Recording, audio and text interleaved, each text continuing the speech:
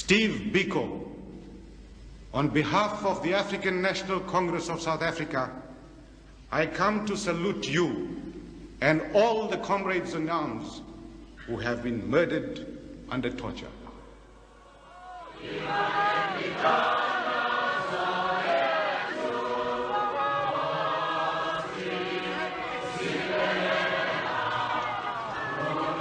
Sunday, September the 25th, 20,000 black South Africans came to mourn Steve Biko, the non-violent but militant black radical leader who died mysteriously in police custody.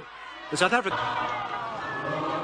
Sunday, September the 25th, 20,000 black South Africans came to mourn Steve Biko, the non-violent but militant black radical leader who died mysteriously in police custody. The South African government announced that Biko had died after a week-long hunger strike. Biko, who was in good health, was the 20th man to die in police custody since the June riots last year. The announcement was greeted internationally with shock and anger.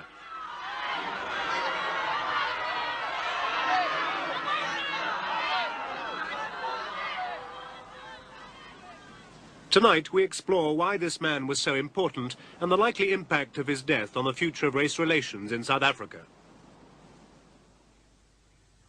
Donald Woods is the editor of a leading South African newspaper and was a close friend of Steve Biko.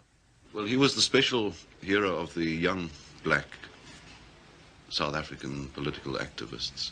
He articulated their philosophy for them. He was the founder of 4 movements which had a special bearing on their problems. And he was the, you might say, the spiritual head of them all and the advisor and guide of these movements. So he occupied a very special place. At the age of 30, he was just young enough to be acknowledged as the leader of the youth and just mature enough to be able to do so wisely. The Minister of Justice, James Kruger, the man ultimately responsible for the treatment of detainees, told a Nationalist Party conference that Biko's death left him cold. He also joked openly about it. But faced with an international outcry, he withdrew his earlier statement that Biko died on a hunger strike. If you look at all the reasons given down the years for the deaths of detainees, no reasonable person would believe most of them. Secondly, in Steve's case, I knew he would never harm himself physically in there. He had given me to understand quite plainly that if he was detained and he died in detention, and it was alleged that he had done anything which brought about his death, such as hanging, you know, this is the one often given out, cutting himself, something, or suffocating himself, pillow, anything like that, or starvation, then I would know it wasn't true. The inquest has yet to be held. In Washington, we spoke to an American senator who'd recently met Biko. He's the chairman of the Senate Subcommittee on Africa, Dick Clark. I think it's not clear what Steve Biko's death will have, or what kind of influence it might have on American policy. Certainly it's going to, I think, cause most Americans, both in government and out, to be more and more reluctant to have a relationship with South Africa. I've always felt that Prime Minister Forster was right in saying that the United States couldn't meddle in South African policy, but I think we ought to meddle in our own, and that's what we're talking about. Should we continue investments and loans and other kinds of relationships with a government that participates in this kind of activity? Should we be supporting apartheid? That'll really be the question, I think, that we'll have to answer in this country. I think we come closer and closer after events of this kind to saying that we're ready to wash our hands of that, and if Mr. Forster and the South African government want to operate in this way, they're going to have to do it in a very isolated world as far as we're concerned. And Andrew Young, America's black ambassador to the United Nations, said when he heard the news, "No nation can afford to lose its most dedicated and creative leadership and yet prosper. I know personally how much the United States suffered nationally as a result of the similarly tragic deaths of President John F. Kennedy, Martin Luther King, and Senator Robert F. Kennedy. Certainly a future non-racial South Africa will mourn the loss of a dedicated native son, Mr. Biko." Few people in Britain had ever heard of Steve Biko before his death, but one man who knew him well was Sir Robert Burley, the former headmaster of Eton. Yes, I was out in South Africa, I think it was in 1970. I'd been asked by the students at the English University at Durban to give a lecture on academic freedom, and after it, two of them took me along to the students, the African students' hostel for the medical school. And I had never heard of him before that, and I don't suppose many people had at that time. And I found him one of the most interesting young men I've ever met in my life, straight away, and had an astonishing conversation with him, which at once convinced me that here was somebody who was going to mean something. He said to me, "Mind you, there's got to be a white contribution too. We're not the only people in this country." And I thought, when I heard that, I thought, now that's one of the most encouraging remarks I've heard. And I must say, it didn't surprise me altogether to find that he came from an African. The announcement of Biko's death led to memorial services throughout South Africa.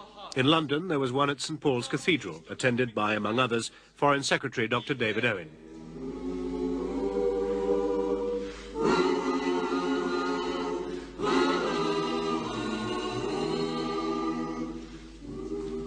We have watched the men at their labor, and have watched the overseer with hands folded sneer at the sweat as it trickled down their backs in the sweltering sun. And the world has seen the scene, but says nothing. But still, we must finish the story. What does one say to you? O love, O brother, for you are offered, and you are in it.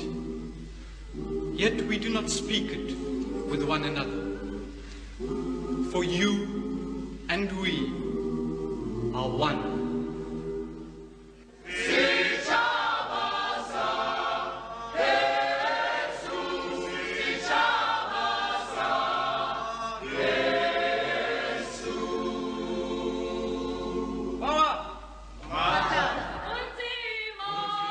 To understand why Steve Biko could inspire such powerful tributes, we went to South Africa, to his birthplace, a small town in the Eastern Cape called King William's Town.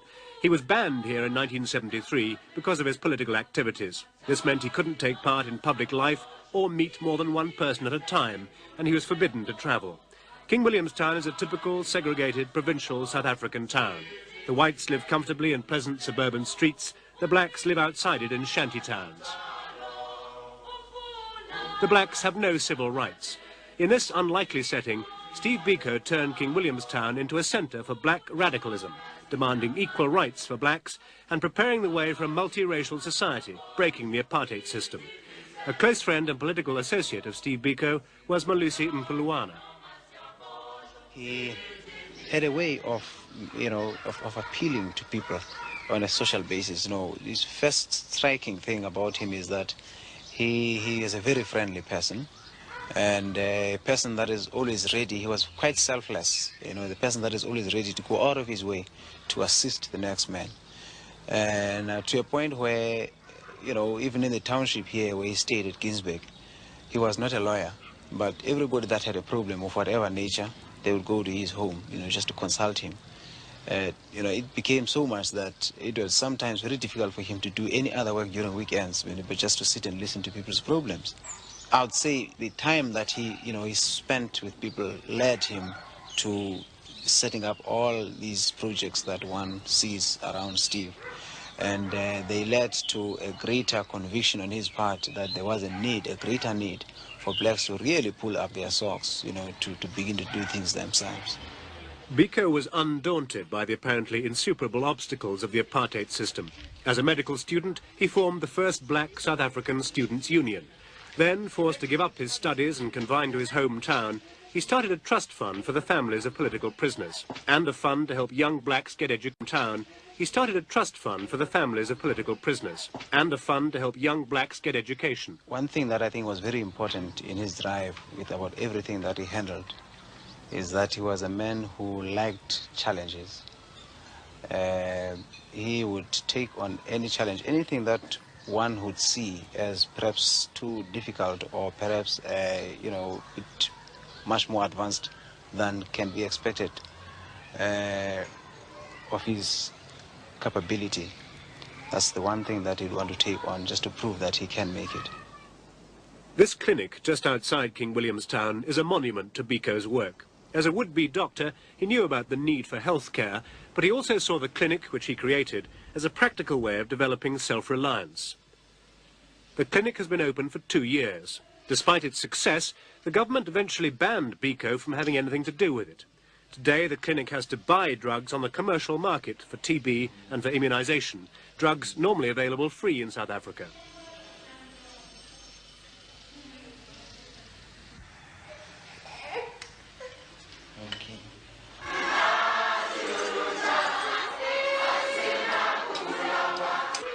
Nowhere was biko's influence more felt than in the new movement of black consciousness, or the pride in being black.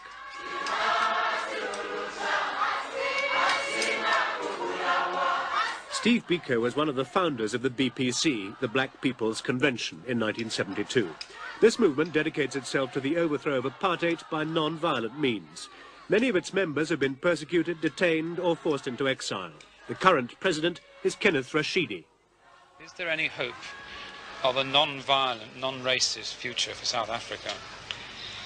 Right now, what I can say, from my personal point of view, is that the ball is definitely with the government.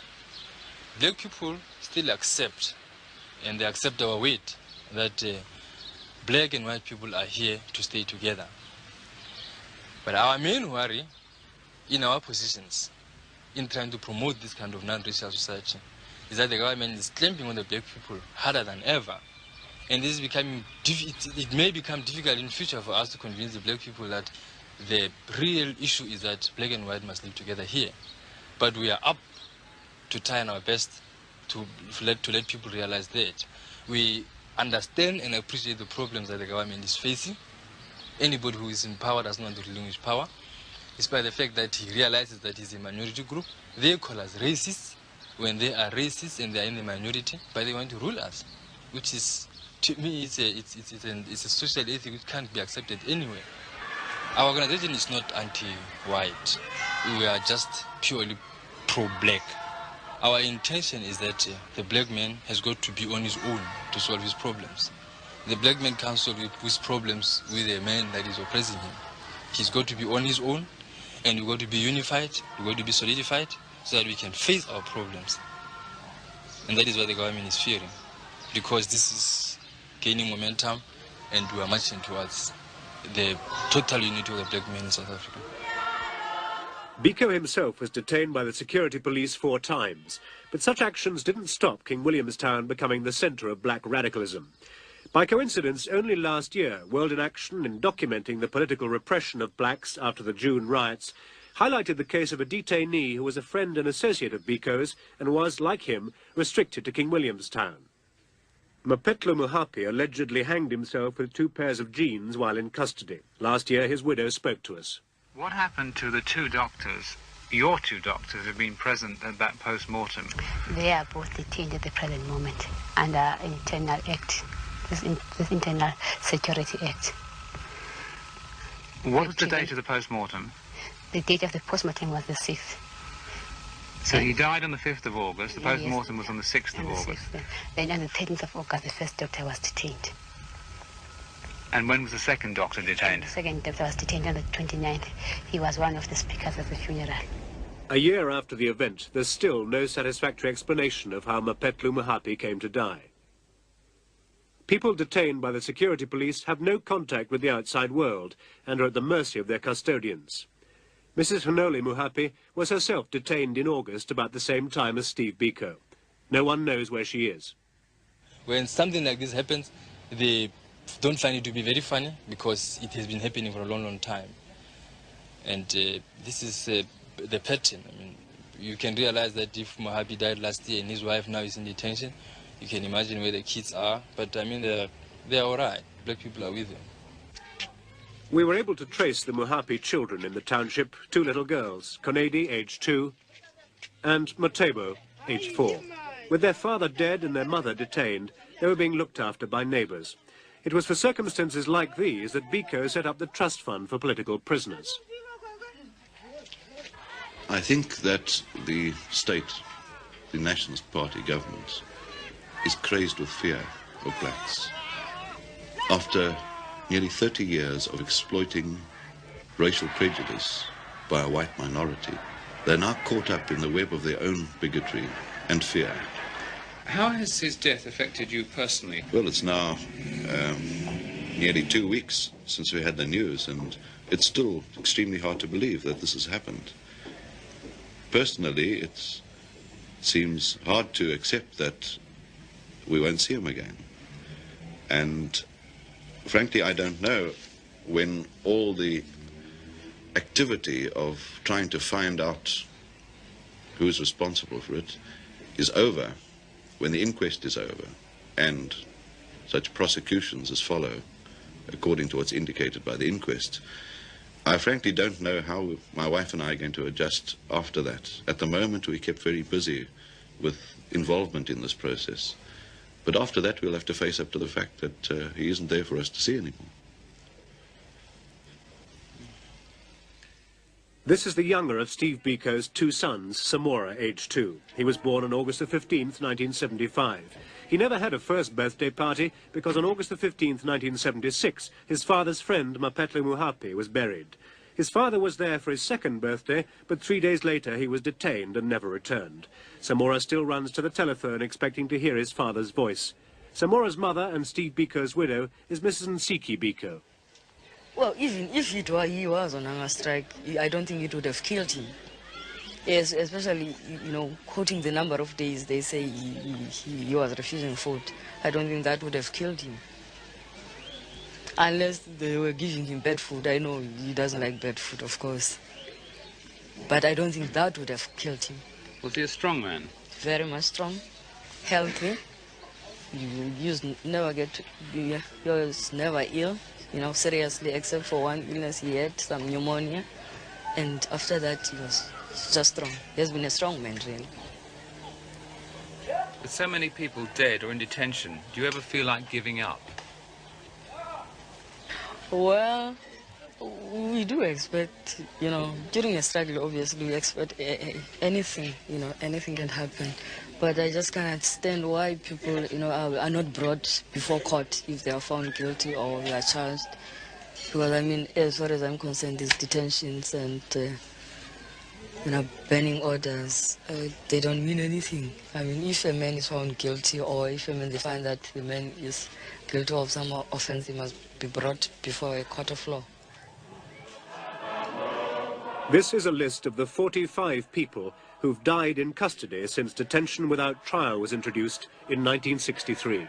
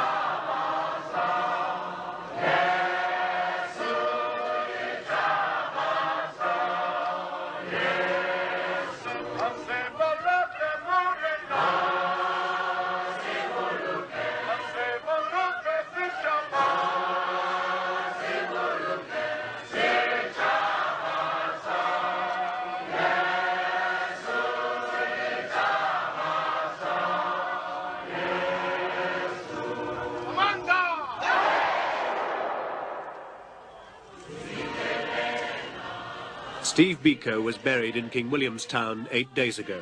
Although 20,000 mourners turned up from all over South Africa, many more were unable to get there because of harassment by the security police. The Anglican funeral turned into one of the biggest political rallies ever seen in South Africa and lasted for 5 hours. At the end of a day of anger, celebration and tears, one question remained. Would this peaceful ceremony mark the end of attempts to reach a non-violent solution to South Africa's racial problems?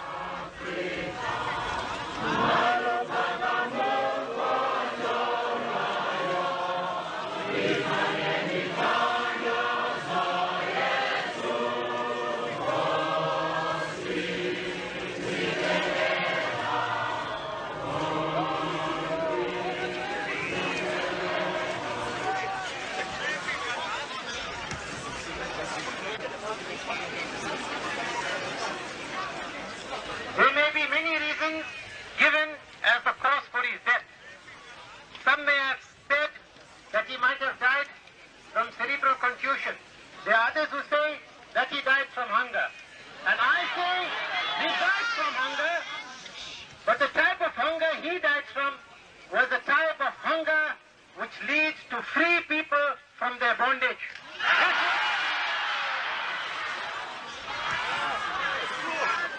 Our country has a system of government which is a lie.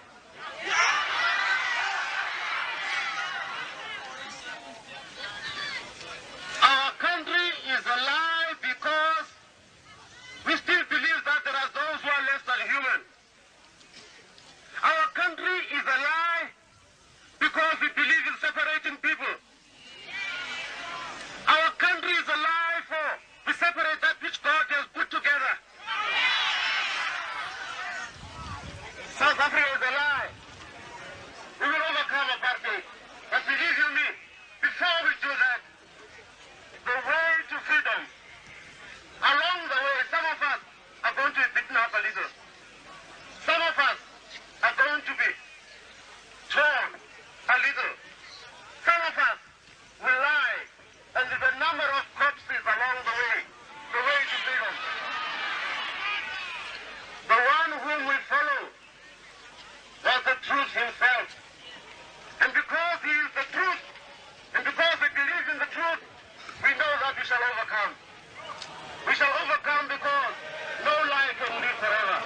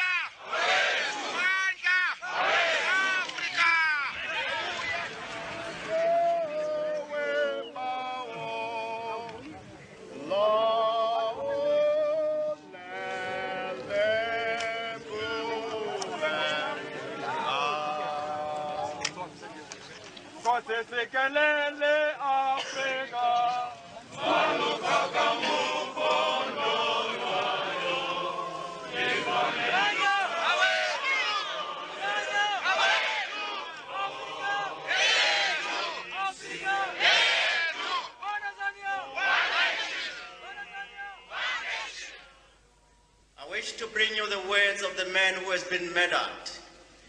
And tell me if this man was a terrorist or a man of peace or a man of truth.